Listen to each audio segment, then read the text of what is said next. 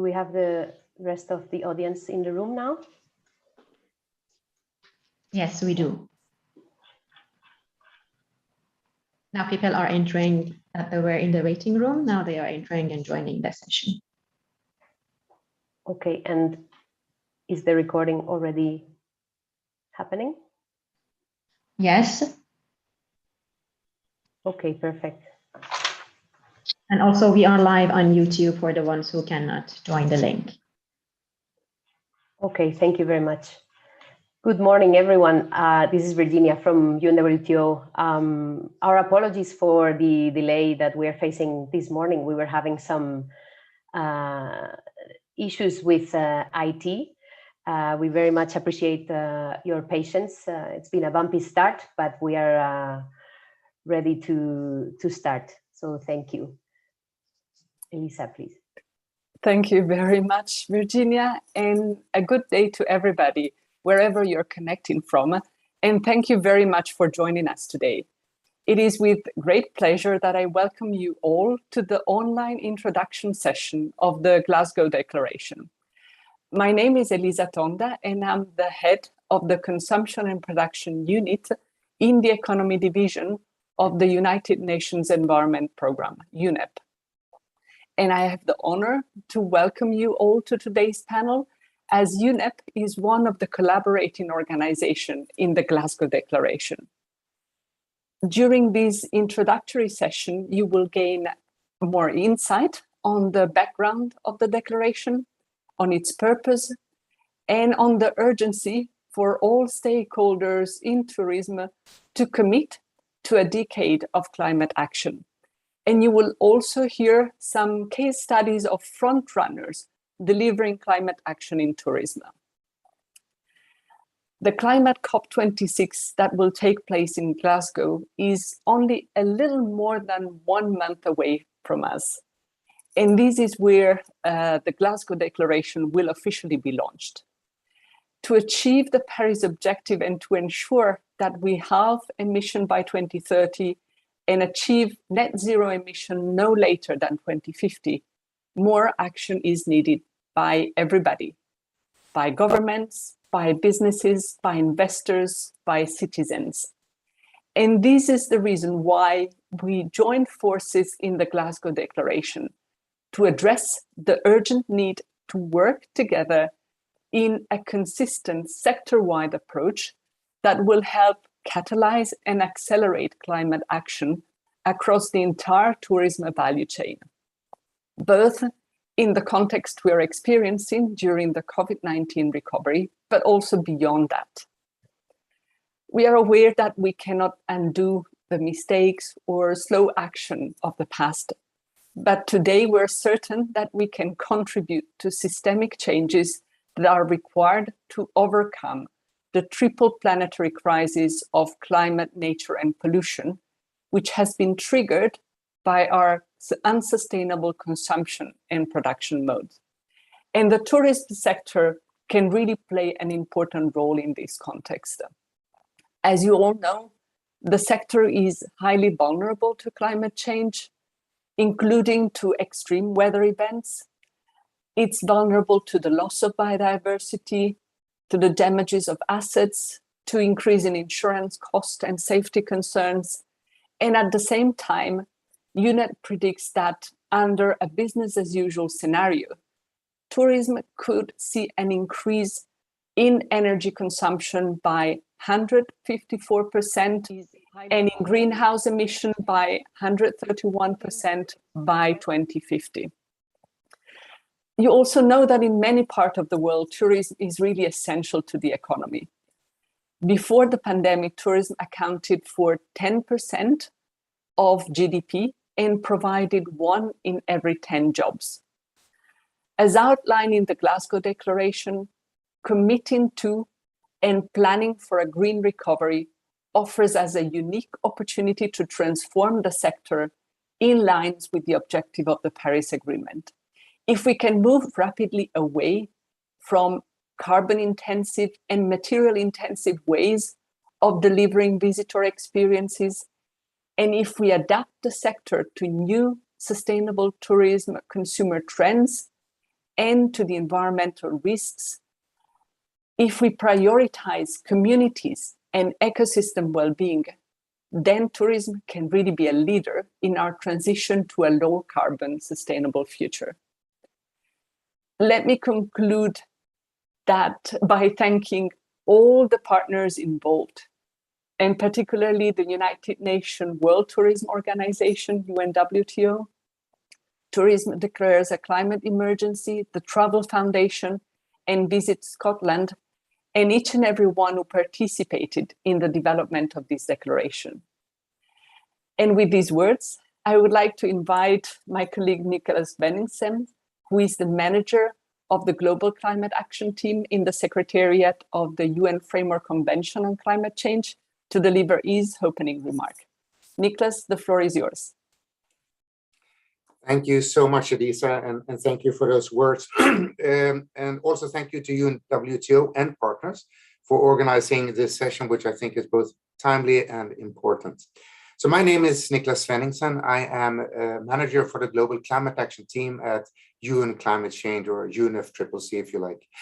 As Elisa mentioned, we are heading into our next conference of the parties, COP26, which will take place in Glasgow in Scotland from 31st of October until 12th of November. This is a very, very important COP. We tend to say that about most of our COPs, but this is really a unique COP, because this is when the rubber needs to hit the road in terms of implementation of the Paris Agreement. You may know that the Paris Agreement, which was adopted already in 2015, is a blueprint for how governments are going to work together. And since the Paris Agreement was adopted, our parties have worked to write the fine prints, the implementation rules for the Paris Agreement. And we're almost done, but there are a few important steps that needs to be taken, and they need to be taken in Glasgow. Now, this is happening in a situation where we are seeing climate change accelerating beyond anything that we have seen before. It's not only about breaking heat records all over the planet all the time, but we're seeing more and more of these extreme weather events. The fires in West United States or in Australia, the heat records in Canada, the flooding in India and China, and even only a couple of minutes drive from our offices here in Bonn in Germany, several hundred people lost their lives in flooding caused by torrential rains, which are unprecedented really in these parts of Europe, or everything attributable to climate change. So we're seeing the impact, we know their urgency. And what is it that we need? What is it that needs to happen to COP? Well, we really need to move from negotiations to implementation. The time has run out for doing more negotiations. We need all hands on deck on doing the implementation. And while the Paris Agreement is an agreement among governments, its implementation requires all of us to support it. The private sector, the civil society, the subnational authorities, cities, and citizens like you and me. We all need to do our parts, and we all can do our parts.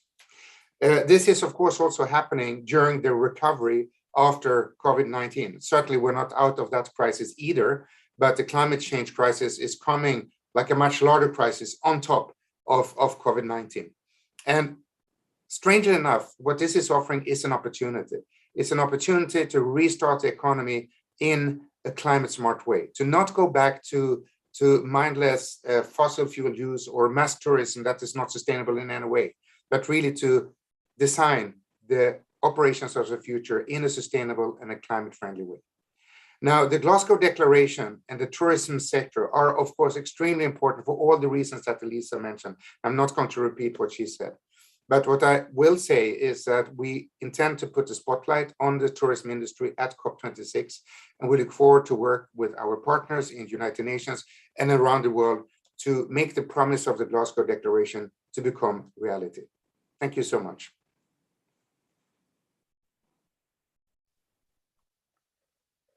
Thank you very much, Elisa and Niklas, for your welcome remarks. And thanks to all participants for their interest.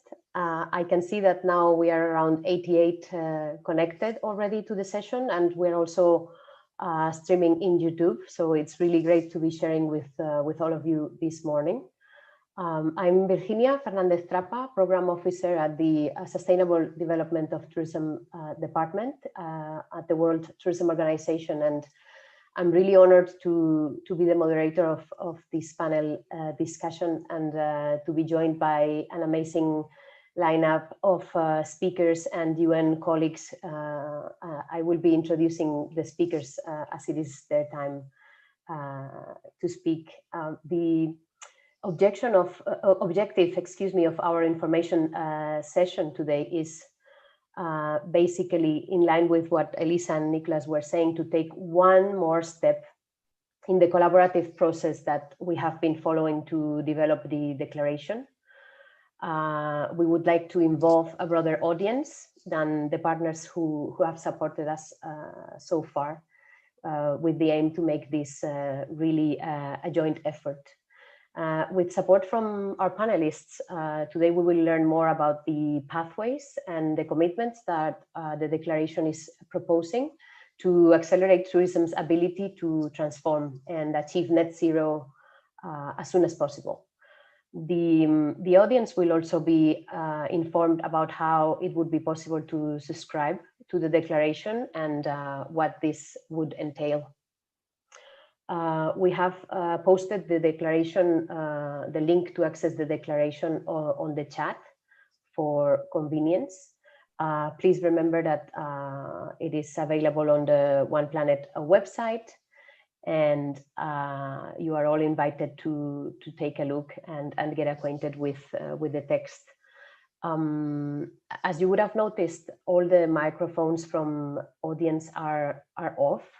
As we are quite numerous. Nevertheless, you are all invited to share your comments in the chat through the session. And even if most likely, because of the slight delays, we won't be able to address your questions live today, you can rest assured that they would be processed and surely very useful to integrate in the frequently asked questions that we are preparing about the declaration, and that will also be made available shortly.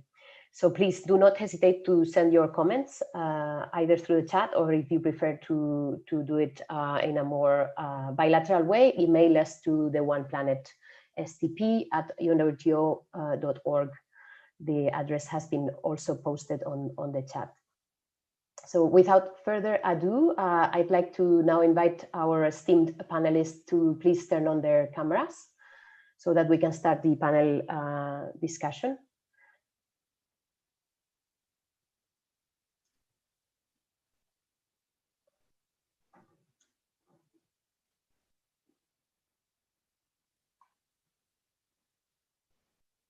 Could we get the panelists pinned to the main screen, please?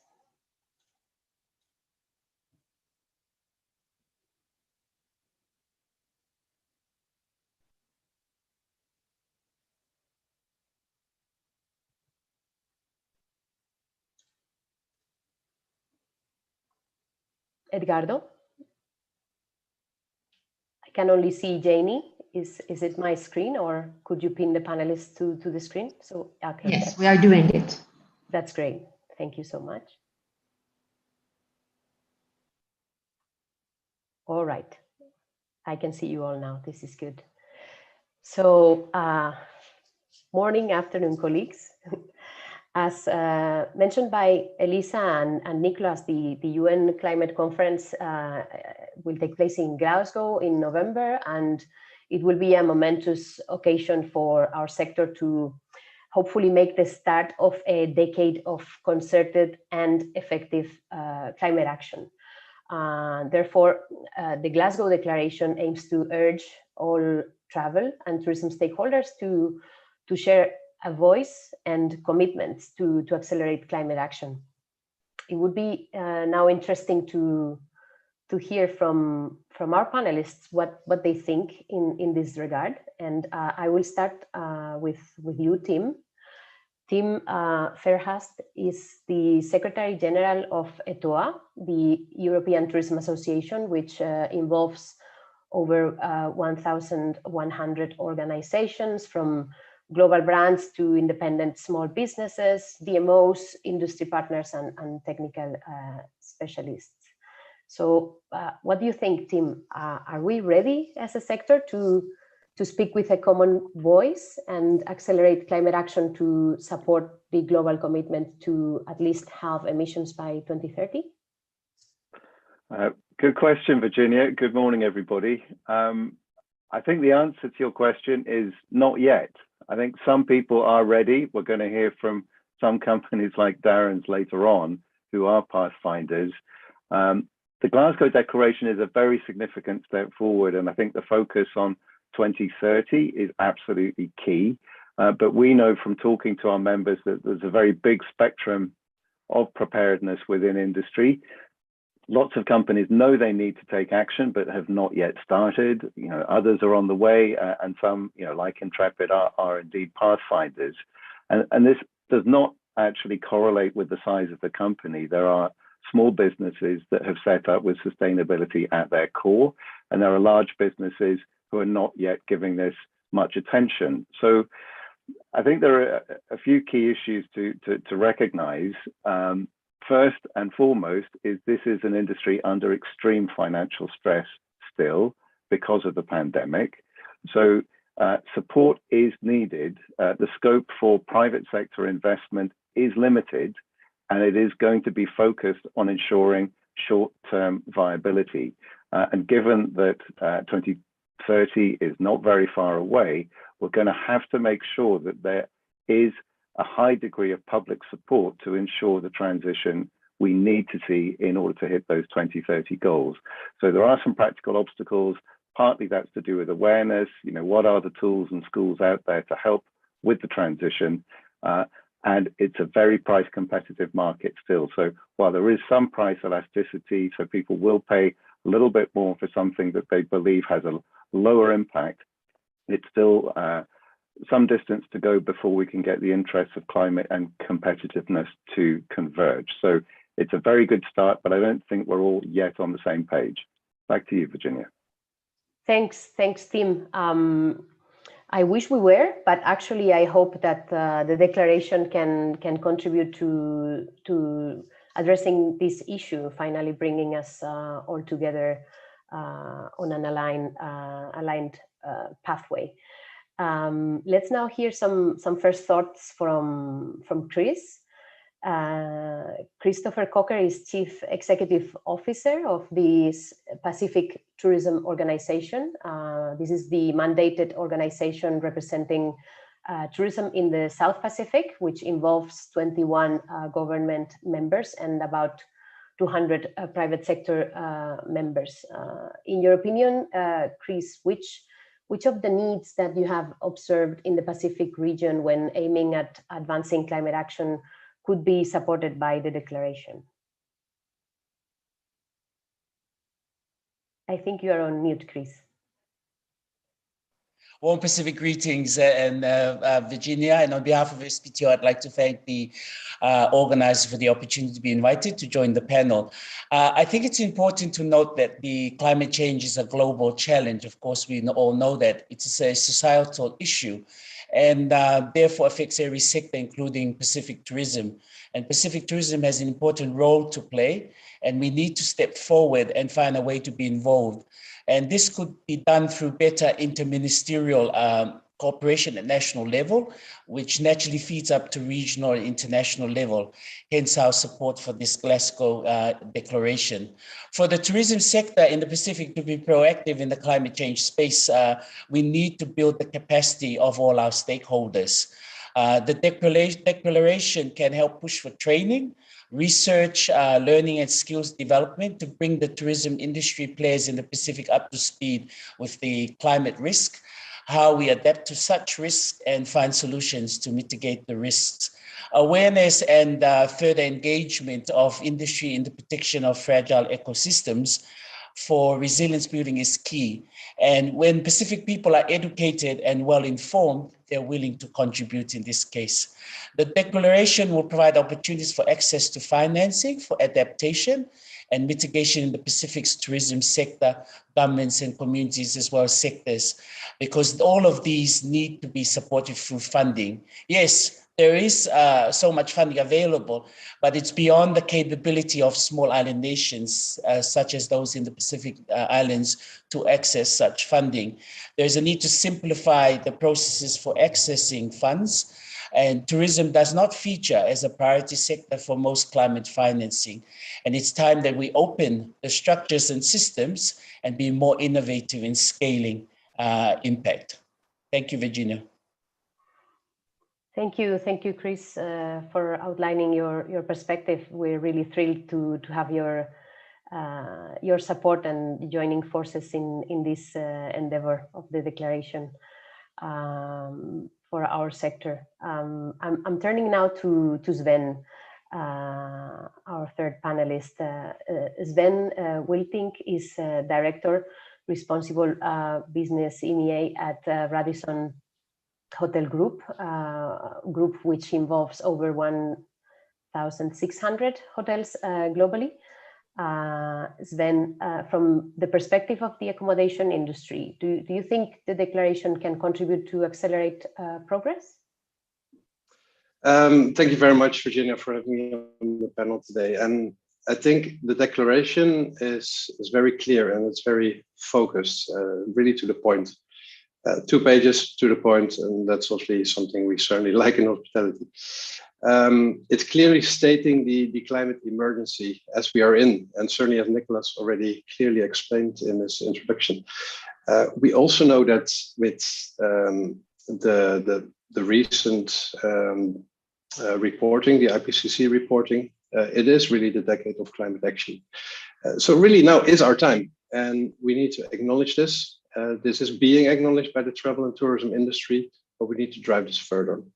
And to be frank, if you look at the declaration, it's a strong framework, creating a North Star, or if you're in the South Pacific, a Southern Cross, really towards the goals for the travel and tourism industry, towards decarbonization. But we need to follow this up with actions. This is not something we can just sign up to. It really needs to follow actions. And under the strong commitment, we can make this change. And it's one change is to switch to renewable energy directly. And I can also understand that this is not feasible for everyone within the industry, but the ambition needs to be there.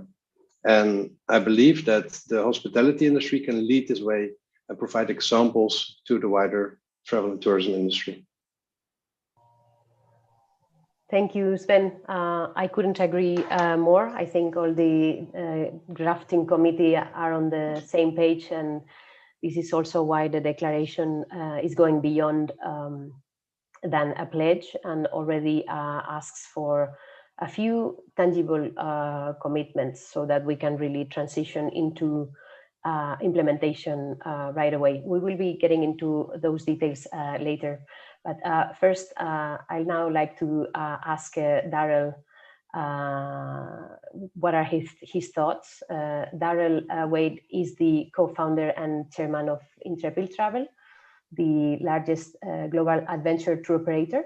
Daryl, from your perspective, does defining a clear and consistent sector-wide message and approach to climate action through the declaration bring added value to our sector? It does indeed, Virginia. Yeah, thank you very much. Look, I think from my perspective, a lot of companies have known for quite a long time that we need to decarbonize the travel industry. And, you know, I think the public education process has been going on now, one way or another, for the last 10 or 15 years, fairly regularly. But I think one thing that has changed over the last year or two is that it's gone from a level of awareness and knowledge that we need to do something to accelerate up to being an emergency. And now many people in this room, certainly, but in broader society, see it as an emergency. And actually, it's an emergency for our industry. And I think historically, we've wanted to kind of kick it down the road and it'll be solved in another day, in another year. But actually, it's too late for that. And now we need to solve it now. Where I perhaps differ from Tim's comments a little bit earlier, I actually am more optimistic about where we are at the moment. And I think this level of awareness and this consciousness around the emergency that's here has meant that actually it's the perfect time for the Glasgow Declaration. Because what the Glasgow Declaration really does is put in very simple terms a commitment from organisations and destinations to do something, and do something very urgently. And speaking from the commercial side, from a company side, it's also a really useful, positive thing. So apart from declaring your intent, it demonstrates through to all your stakeholders in a company what that intent is. You can immediately talk to your staff, you can talk to your investors, you can talk to your customers about what it is that you're going to do. And this is where perhaps we're at Intrepid are a little bit different to some companies, that we started this journey a long time ago.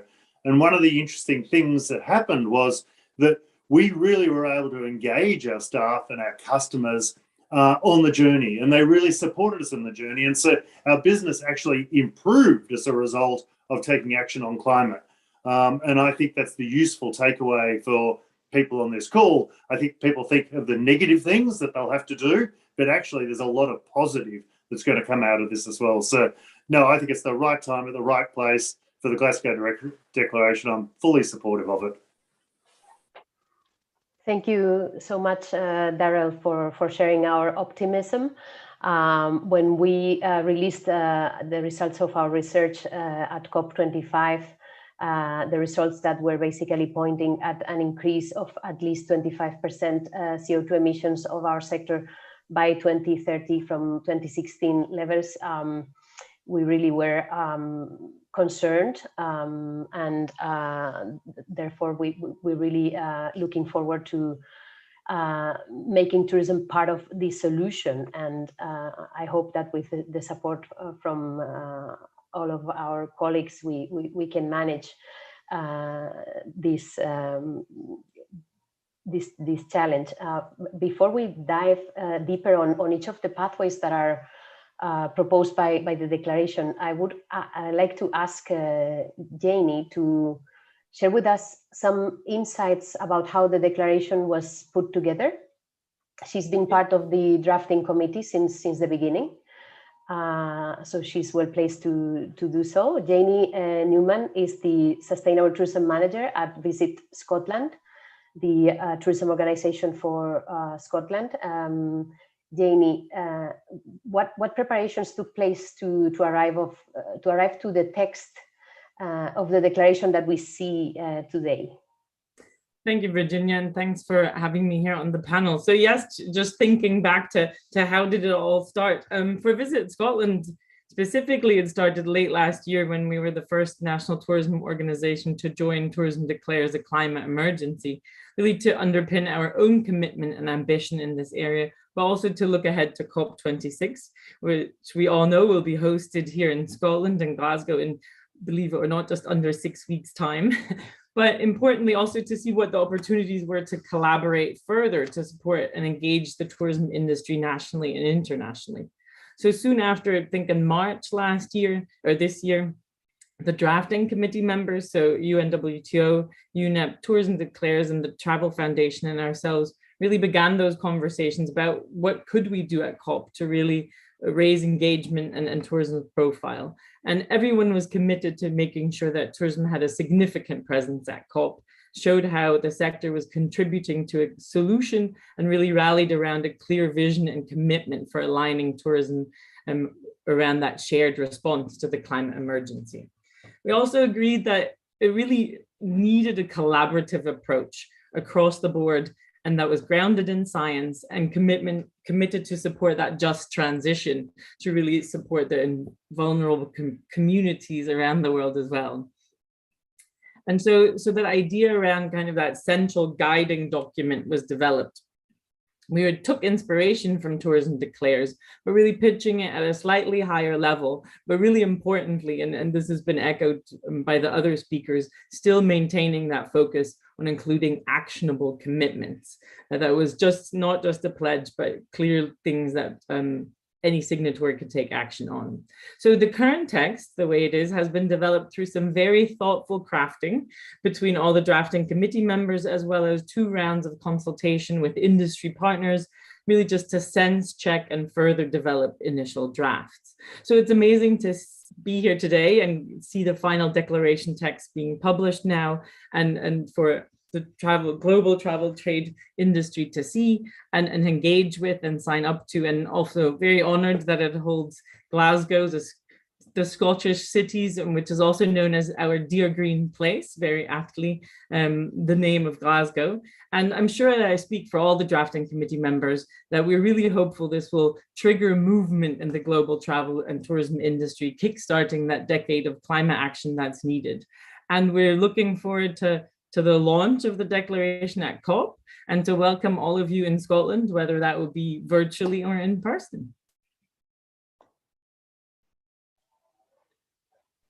Thank you so much, Janie, for sharing those insights. For the audience that may not have had the chance to go through the declaration in detail. So what the declaration is proposing is basically that our sector supports the global commitment to halve emissions by 2030 and achieve net zero as soon as possible. Then, as I said before, it's not only a pledge, it also includes some tangible commitments, such as, for instance, that signatories would commit to develop climate action plans within 12 months from signing, or if they already have plans, that they can update them to integrate climate action related elements. And also declaration is requesting commitment to report publicly against targets on an annual basis, as we said, so that we can ensure it is getting implemented. And obviously to commit to work in a collaborative spirit and to disseminate the information. But in addition, the declaration proposes that all that we do in terms of climate action in tourism is aligned with 5 pathways that are measure, decarbonize, regenerate, collaborate, and finance. So now for this second, let's say, part of the panel, I have assigned to each one of you panelists one of the pathways of the declaration, so that we can dive deeper in each of the topics within the limited time that we have, of course. The first pathway is measure. And obviously the declaration recommends measuring and disclosing all travel and tourism related emissions. This one goes for you, Sven. In 2019, Radisson Hotel Group reported a reduction of 15.8% in emissions from your 2017 baseline, showing very good progress. And as we know, it is still few businesses in tourism that have the possibility to report about emissions, and even less destinations. Would you have a few recommendations for those who are starting on the journey of measurement? Yeah, absolutely. Thanks, Virginia. So on the basis for our carbon measurements with Radisson Hotel Group, we are using the HCMI tool.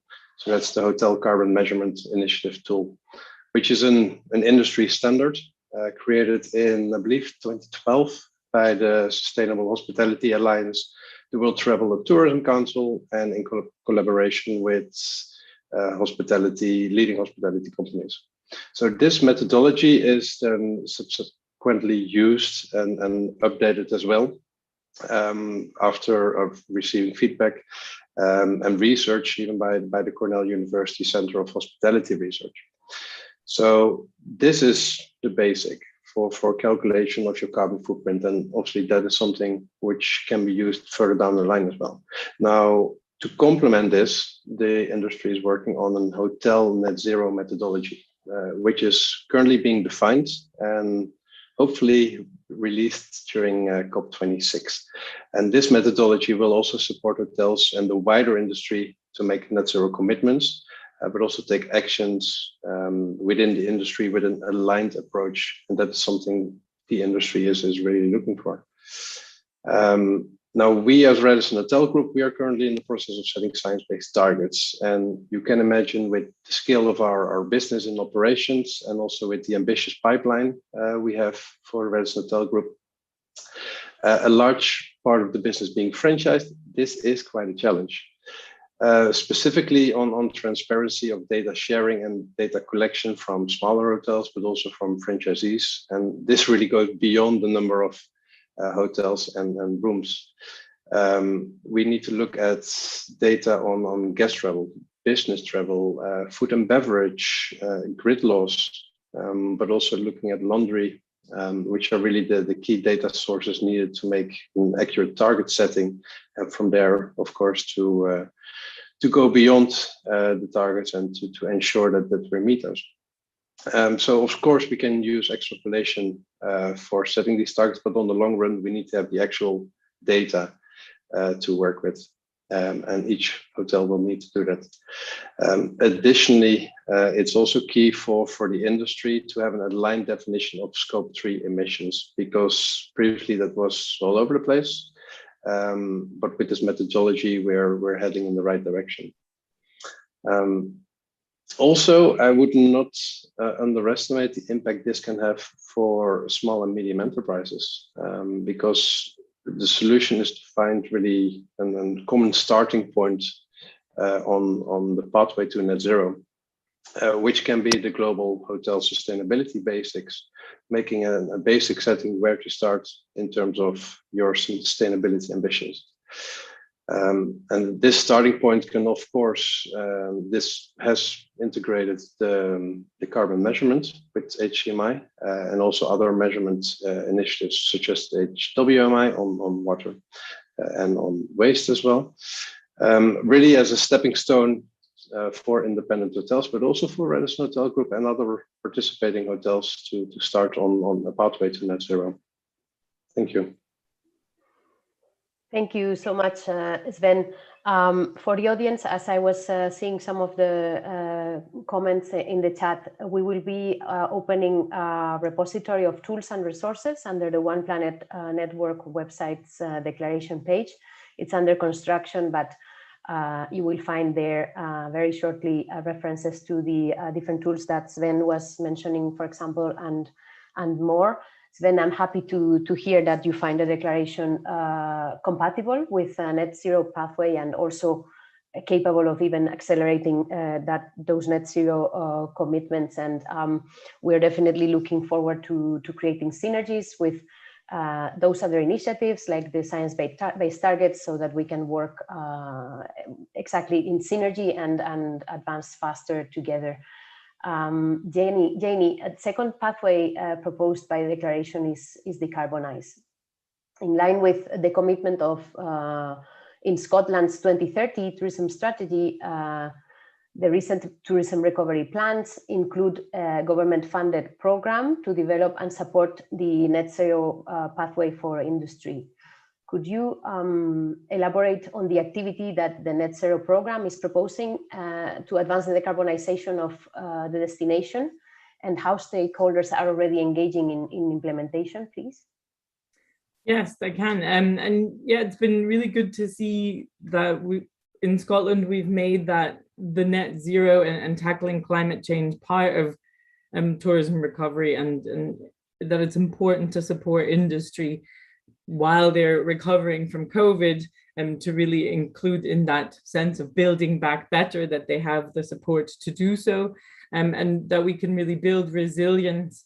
And it's been a very collaborative approach to support industry in this green recovery. And so we're working with a number of partners in Scotland that have come together around this net zero program, our enterprise agencies, as well as existing support organizations. And it's really about leveraging existing support and engaging the tourism industry and supporting them on that.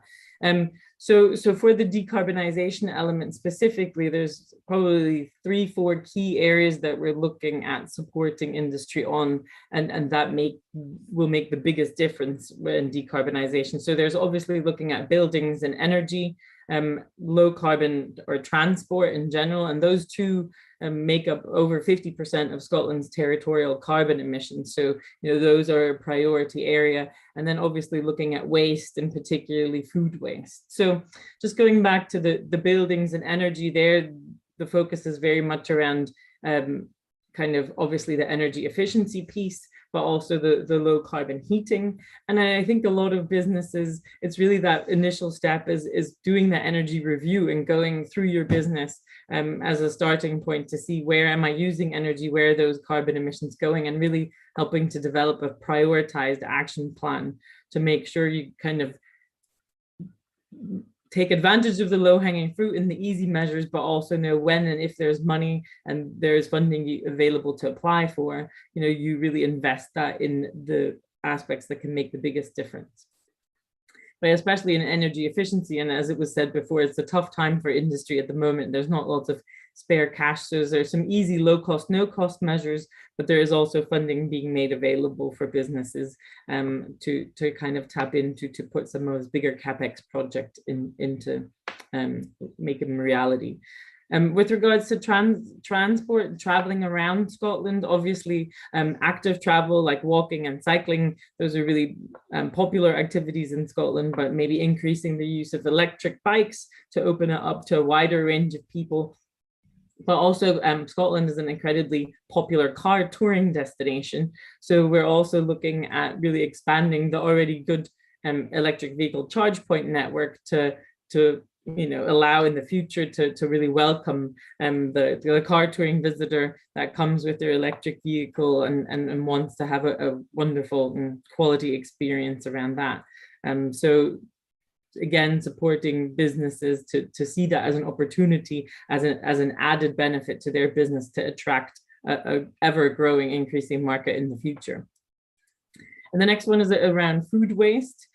So obviously food waste has a particularly high climate impact, and it's always a terrible waste to waste food anyway, and all the delicious food we have here in Scotland. So it's really working with hospitality industry and it's often an under-acknowledged opportunity for money savings and a carbon savings, because it's not like an energy meter where the numbers tick away and you can measure it easily. So again, in food waste, often the first step is to get businesses to monitor and measure the waste they have and really raise their awareness. And there's often some easy measures like staff training, reducing portion sizes that can cut down on food waste. And we also have a project in Glasgow called Plate Up for Glasgow, where some leading tourism and hospitality businesses, restaurants, cafes have come together, and for COP specifically. So if anybody is in Glasgow during the event, they will put on a particular menu item that's like a zero food waste item on their menu, to showcase what can be done to really avoid the food waste. So do keep a lookout if you're in town for those businesses that join that. And the fourth element is really sustainable tourism certification. So that's really broader on that sustainability element. But for example, Green Tourism and Green Key are two key certification programs we have operating in Scotland.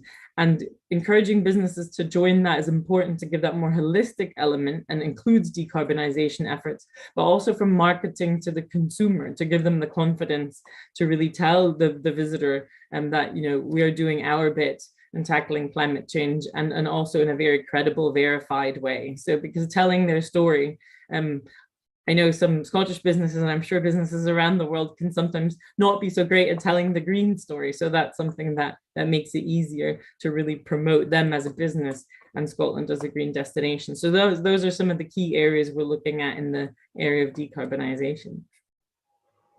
Thank you so much, Janie, for so many practical examples. I like the emphasis of looking at the low-hanging fruit and start taking action now. It is really, really, really important that we all do. Let's continue with Chris. Chris, the third pathway proposed by the declaration is regenerate. In April 2021, Pacific Tourism Organization released the South Pacific Tourism Policy Framework 2030 with a clear message on the opportunity to reset for positive change. Can you tell us, I mean, is regenerative tourism one of the priorities for the region now? And could you give us some examples of the way that protection and restoration of ecosystems is being addressed and how communities are being supported in resilience building, please?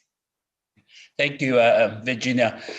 Maybe I'll probably just sort of elaborate on our Pacific Sustainable Policy Framework, which it's the first ever in the Pacific and which has brought our Pacific tourism stakeholders together and collectively agreeing to a vision that we are empowered by and benefiting from tourism that is resilient, prosperous, and inclusive. It improves the well-being of our communities and protects and restores and promotes our cultures, islands, and ocean ecosystems.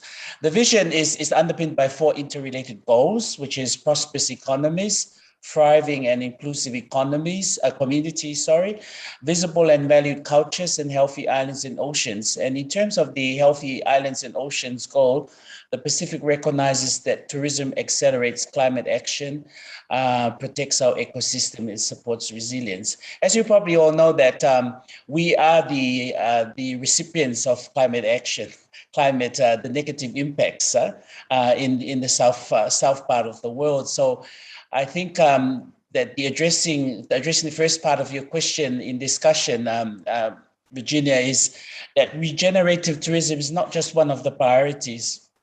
It cuts across all 4 goals of this framework and is fundamental to the sustainability of our economies in the Pacific and the livelihoods of our communities and survival and protection of our cultures, as well as the restoration and protection of our environment. Climate change is the single greatest threat to the livelihoods and security and well-being of our peoples of the Pacific. The ocean climate biodiversity nexus requires the protection of all without priority.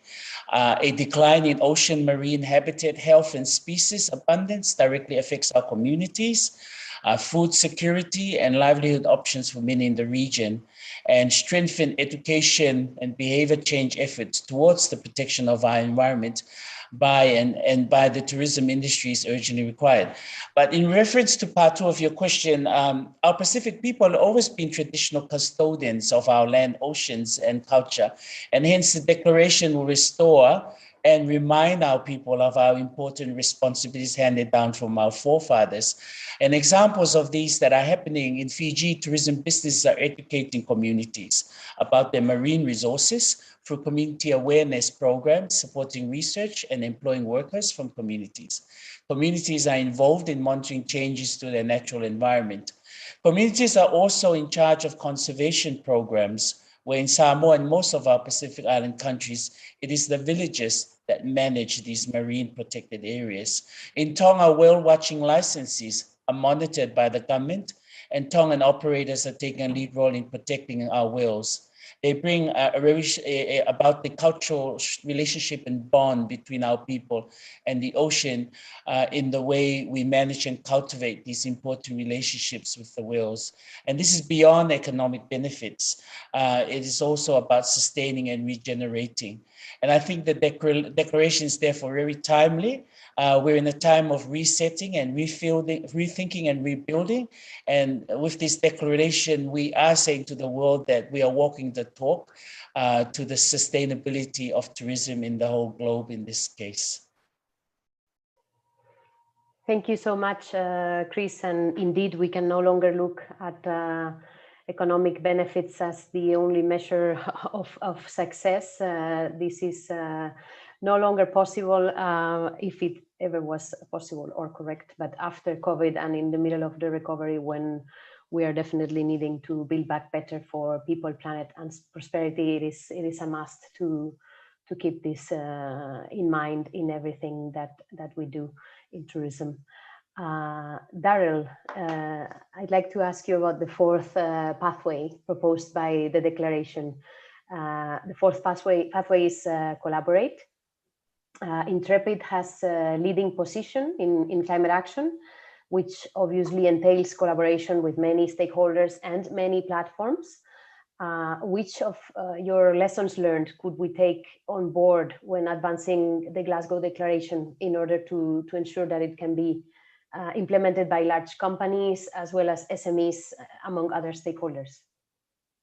Yeah, thanks, Virginia. I think there are a lot of lessons to be learned. And, as I touched on before, Intrepid has been carbon neutral or net zero now for a long time, over 10 years. And so there has been some lessons learned, and most of those lessons indeed are around collaboration. I think I touched on before, but one of the things that we do need to remember is that all companies and all destinations do share stakeholders. So, whether it's travelers, customers going to your destination or using your company, or shareholders or staff or whatever. So inherently, I think in anything we do, there's going to be a level of collaboration between those stakeholders.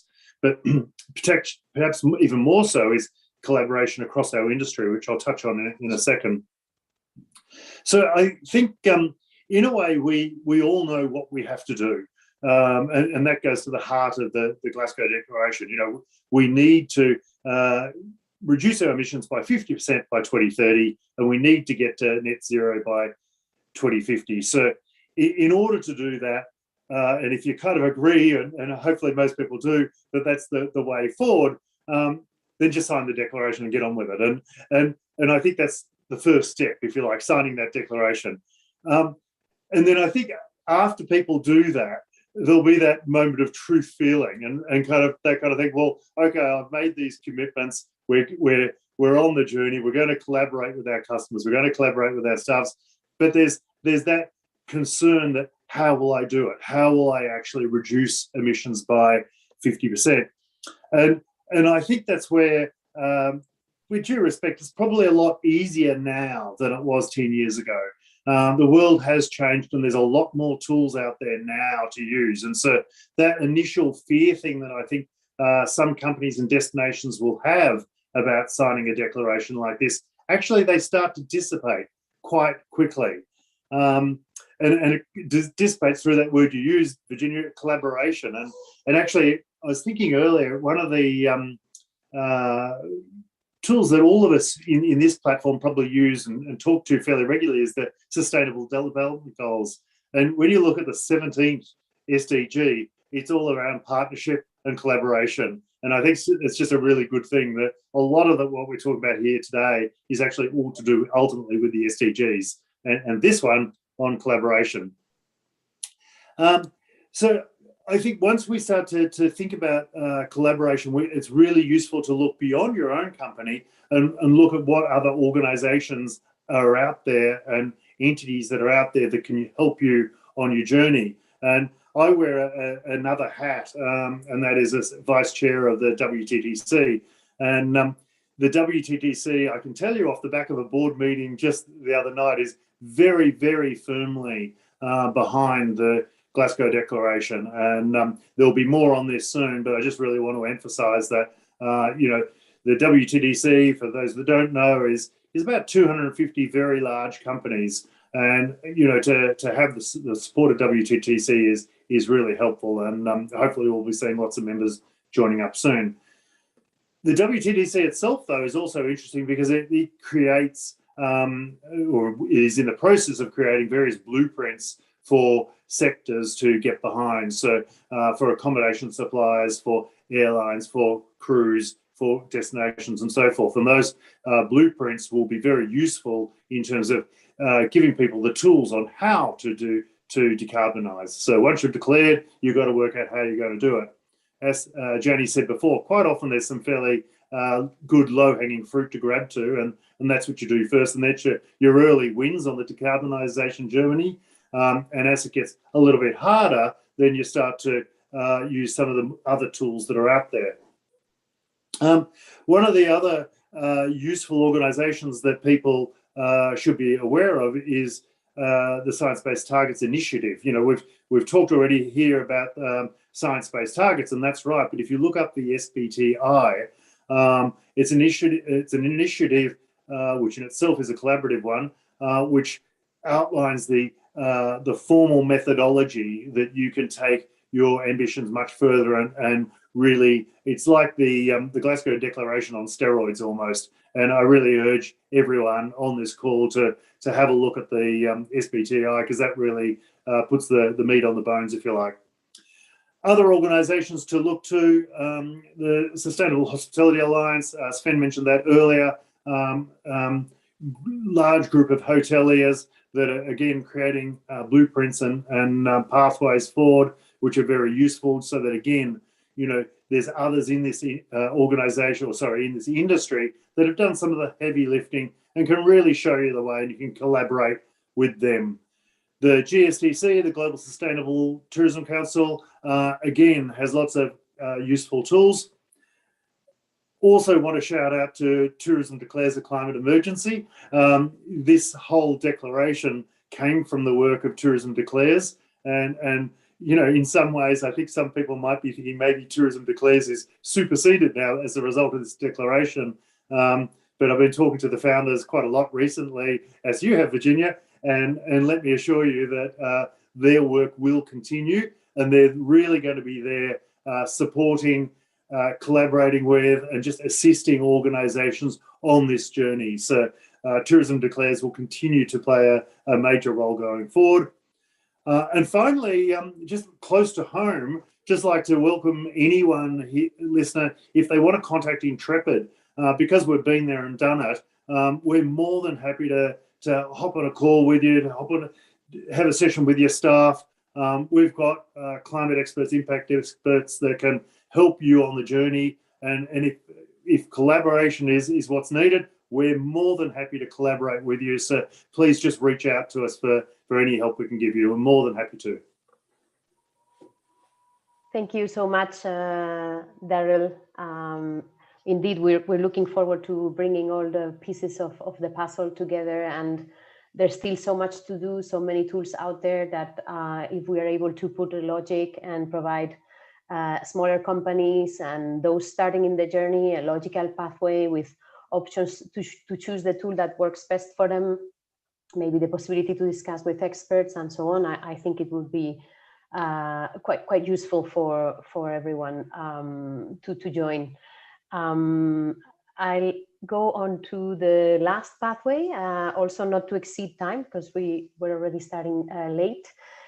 Tim, this one goes to you. Our final pathway is finance. The pathway describes the need to ensure organizational resources are appropriately allocated towards the achievement of climate action objectives and implementing the necessary policies. For ETOA's members, this takes place in the context of the EU plan for a green transition and the Fit for 55 package. And your membership includes a wide range of companies and destinations. What are your thoughts on how they may all ensure they have the resources to deliver on their objectives? Thanks, Virginia. I think just to clarify, our members are worldwide, as well as the European supply chain and destinations. But what they've obviously got in common is the tourism that takes place within Europe. And I think the destination piece is very big, and I'll say a little bit more about that in a second. Janie has anticipated a lot of what's good about when destinations get it right and foster a very good collaborative framework, because the finance from the public sector has to have distribution mechanisms. And certainly what we've seen through the crisis since last spring is that sometimes the challenge is making sure that tourism is integrated into any kind of strategic funding plan. I mean, the EU's official numbers will say that it and its member states contribute about 1/3 of the world's climate finance. So that's, you know, around about 600 billion, say, of the 1.8 trillion funding that's earmarked for next generation EU funding. But you know, exactly what the distribution mechanisms are is where the devil in the detail will be. You know, is it the case that member states are making sure that benefit to tourism and assisting tourism's transition as part of the Green Deal is part of their plan? Because if tourism or a benefit to tourism is not named, it's much harder to frame a project which will have deliverables involving tourism, which doesn't make any sense given how integrated tourism is to the service economy more widely, and indeed to destinations. So I think really there's a few sort of cautionary thoughts here, and maybe my role is to not provide the cold water. And I think I fully agree with what Daryl said earlier with regard to this being very timely. It's exactly the right time for this sort of declaration. But at the same time, we need to be very clear what the obstacles for delivery might be. So I think one of them is the obstacles to sort of strategic integration, and they're often political. Tourism is still not taken very seriously by various member states within the EU and elsewhere. The member states that get it, that have got a well-integrated national and regional policy on tourism, are going to make progress faster. I think there are issues to do with creativity that are going to need to sell the idea that finance is to enable change. It's not to support the status quo. So it will look different by 2030. Businesses will look different.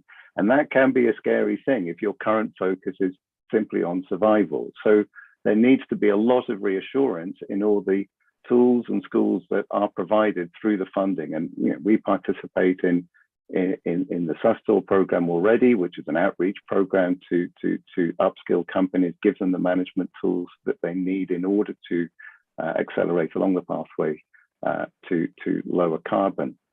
I think there are also some issues around what does the finance do? I mean, carbon offsetting is controversial for some. It is very clear that some of it has high additionality, is well worth doing. Some of it lacks credibility. And as a market, I think there's quite a strong argument to say it's failing. It's very hard for even a well-intentioned and conscientious company or consumer to navigate that world. And I think there is some residual skepticism about how, in quotes, climate finance operates. And I think getting some more transparency and comparability into that world is going to increase the trust in these vast amounts of money that we are going to need in order to support the strategic change that the entire ecosystem has to undergo in order to be much lower carbon by 2030. So there's a big education piece there, but there's also a lot of effort to make things more transparent and comparable so that when people are seeing what projects are being funded, they can really track the benefit and make comparisons. I think the other thing to say about finance is that technology is going to provide a lot of answers, and today we don't know what the technology in a few years will be. So I think some creativity about what sort of funding mechanisms to provide that will help accelerate green tech. So if you're well-intentioned, maybe one of the answers is not just to mitigate anything you can't reduce through high quality offset. Maybe there should be an option to put the money that's ultimately come from the consumer, as all public funded projects do.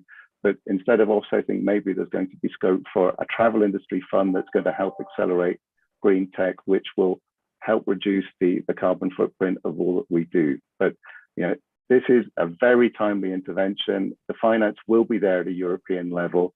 It's about creating the instruments that make sure we maximize the delivery. Back to you, Virginia. Thank you, Tim. Indeed, looking forward to bringing our collective creative skills and thinking together to address the climate emergency and unlock the finance that we need to make this happen. Unfortunately, we are running out of time. We could continue for hours, but I guess we'll have to organize many sessions. I have a few information points on next steps for the audience to be aware. For example, launch of the declaration. The official launch will take place at COP. It has been said, but just so that you remember, we hope to see you all there. We also hope that you can become signatories before the launch. A link will be becoming available in the One Planet network early October for those of you who feel ready to sign. In the meantime, please don't hesitate to share us your suggestions, comments, any concerns, point out anything you think we have missed. We're still in time. As I said, official launch is at COP26. So it is now your turn to give feedback, please. Together with the declaration on the website, I announced already we will be featuring tools. It is also part of the plan to feature a list of recommended actions. It's a table basically that we aim, we hope can be used by signatories as a guide or as a supporting tool to develop their plans. In this table, there are some actions addressing each type of stakeholder. It includes also aviation. I saw a question in this regard in the chat.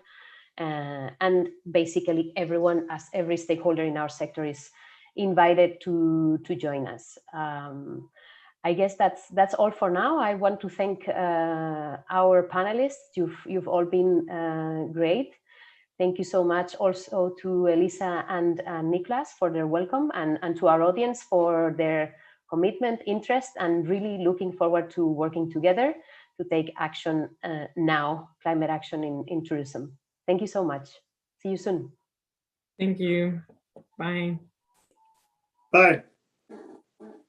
Bye. Bye, everyone. Thank you, Virginia.